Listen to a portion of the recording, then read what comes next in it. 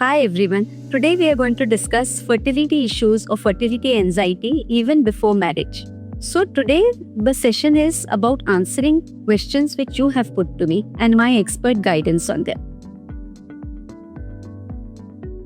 Not routinely. If a young girl of 20 comes to me with regular periods and she has no other problems like PCOS, hyperthyroid, obesity, or any other issues in which she is taking some medical line of treatment, then I would not suggest routinely doing her fertility tests. So don't get anxious about this. Not routinely.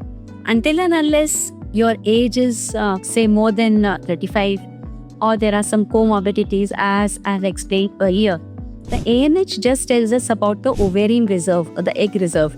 It does not actually tell us about the egg quality or the ability to conceive. So, doing just one AMH randomly, as many companies also I'm seeing, nowadays they are doing random checks in which the AMH is a check. So what happens, the girl comes to me who has absolutely regular periods.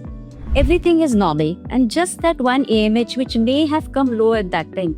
She goes into a anxiety mode in which she says, "Doctor, I may not conceive." And even that stress and that anxiety may lead to even further lowering of AMH. So I would not advise doing random AMHs until unless there is some definite reason. Not necessarily. Your age and your ovarian age basically may not match. Sometimes what happens, a couple who are in their late 30s or even in the 40s, they have very good fertility. It is very easy for them to conceive. So until and unless you have some comorbidities or some problems like obesity, hypertension, diabetes, PCOS, it is not necessary that a late age will lead to a late conception or may not lead to a conception at all. The fertility definitely declines with age. So a girl is born in her mother's womb with a certain number of ovarian follicles. As she grows older, the number of follicles go on decreasing. But that does not mean that if she tries at a later age in life for a pregnancy, it does not necessarily mean that her fertility would have declined so much that she would not be able to conceive. But maintain a healthy lifestyle and good exercise regime to keep your hormones in check. So egg freezing is not for everyone. Just because it's trending today does not mean that you should go for egg freezing without taking this decision with your doctor.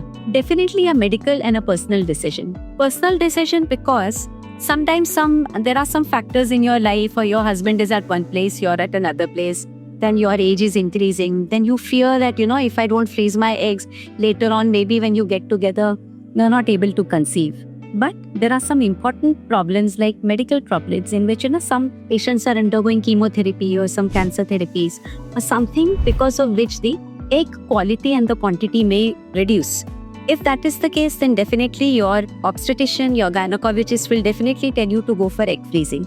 Otherwise, just don't go for it because it's a trending or a happening thing. Fertility awareness is good, but fertility anxiety definitely isn't. Make sure that you have a proper healthy lifestyle, do your regular exercise, eat properly, but please don't overthink and become anxious.